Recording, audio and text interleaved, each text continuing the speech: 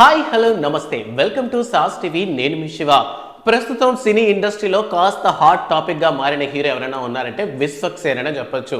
అంటే కాంట్రవర్సీలు క్రియేట్ అయ్యి చెప్తున్నానని చెప్పట్లేదు. ఒక హీరోగా ఒక ఎక్స్పెరిమెంటల్ మూవీస్ చేయాలి, సినిమా అంటే నాకు ప్రాణం అనే లెవెల్లో ఉన్నటువంటి హీరో విశ్వక్ సేన్ అని చెప్పొచ్చు. యాజ్ యూజువల్ మనలో ఒకటిగా బయటకు వచ్చినటువంటి హీరోనే విశ్వక్ అన్న. సో ఈ తీసినటువంటి మన సినిమాలు మొదటి నుంచి కనుక గమనించినట్లయితే ఈ నగరానికి ఏమైంది దగ్గర నుంచి మొన్న వచ్చినటువంటి దాస్ కా ధమ్కి వరకు కూడా ఆయన చేసిన ప్రతి సినిమాలో కూడా ఆయనకి సినిమా మీద ఉన్నటువంటి ప్యాషన్ అండ్ సినిమా మీద ఉన్నటువంటి అభిమానం సో వేరే లెవెల్లో మనకి ఎక్స్ట్రీమ్ లెవెల్లో కనిపిస్తాయి అనమాట.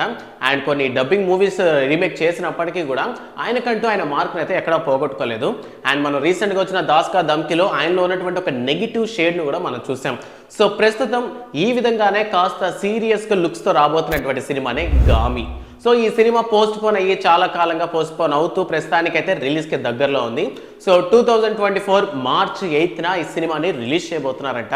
సో చూడాలి. ఇదంటే దీని టీజర్ కూడా ఇప్పటికే చాలా మంది చూసుంటారు. చాలా కొత్తగా ఉందన్నమాట. ఎప్పుడో చూసినటువంటి యుగానికి ఒక్కడు లాంటి సినిమాలాగా అనిపించబోతుంది. అంటే సినిమా అనేది కాస్త ఓల్డ్ వర్షన్ అనమాట.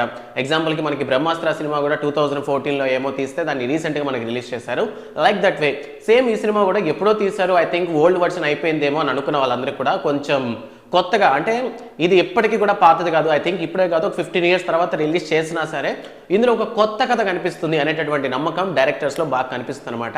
అండ్ ఈ సినిమాకి సంబంధించినంత వరకు హీరోగా విశ్వక్ సేన్ అని అయితే నటిస్తున్నారు. ఇందులో ఈయన లుక్స్ చాలా చాలా వైలెంట్గా ఉన్నాయి.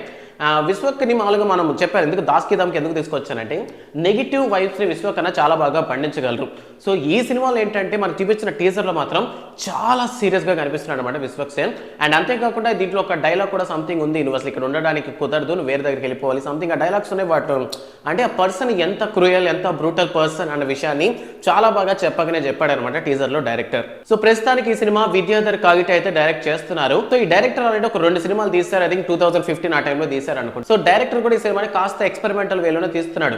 ఐ థింక్ మనం హాలీవుడ్ మూవీస్ లో చూస్తుంటాం అనమాట ఇటువంటి లెవెల్ ఆఫ్ ఒక విజువల్స్ ని. సో లైక్ అదే విధంగా విద్యాధర్ అయితే ట్రై చేస్తున్నాడు అనమాట. అండ్ ఈ సినిమాలో హీరోయిన్ వచ్చేసి చాందిని చౌదరి. సో చాందిని చౌదరి కూడా సినిమాని స్క్రిప్ట్ సెలెక్ట్ చేసుకునే విషయంలో చాలా జాగ్రత్తగా ఉంటారనే విషయం మనందరికీ తెలుసు. అండ్ ఆవిడ చూసినటువంటి కలర్ ఫోటోలో కావచ్చు, సమ్మతమే సినిమాలో కావచ్చు, రెండు కూడా మంచి స్క్రిప్ట్, అంటే లేడీ ఓరియంటెడ్గా ఆమె క్యారెక్టర్కి కాస్త ఎలివేషన్ ఇచ్చే విధంగా ఉన్నటువంటి క్యారెక్టర్లే చూస్ చేసుకుంటారు. సో అటువంటి చాందిని చౌదరి గామి సినిమా కూడా హీరోయిన్గా చేస్తున్నారంటే సో ఈ సినిమాలో ఖచ్చితంగా ఆవిడ కూడా ఒక మంచి రోల్ ఉంటుంది అన్న విషయం క్లారిటీ వచ్చేసింది.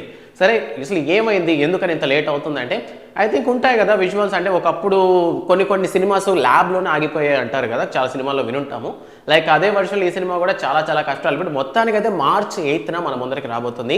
విశ్వక్ అన్న ఫ్యాన్స్ ఎవరైనా ఉంటే లేదా విశ్వక్ సేన్ యొక్క అభిమానులు ఎవరైనా ఉంటే వాళ్ళందరూ కూడా కామెంట్ సెక్షన్లో ఒక కామెంట్ అయితే చేశాడు అనమాట, జై విశ్వక్ అని లేదా జై గామి అని. సో మూవీ లవర్స్ ఎవరైనా ఉంటే ఈ సినిమా చూడడానికి ఎవరైనా వెయిట్ చేస్తుంటే వాళ్ళందరూ ఈ వీడియోకి లైక్ చేయండి. అండ్ మరిన్ని మూవీ అప్డేట్స్ కోసం సాస్ టీవీని సబ్స్క్రైబ్ చేసుకోండి. Thanks for watching.